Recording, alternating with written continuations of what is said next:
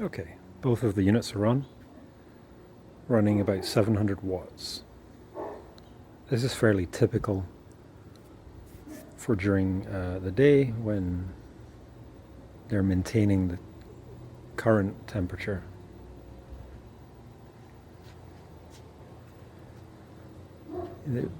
At this speed, they really sound like a fridge. You can hardly hear them. That's somebody's car you can hear in the distance.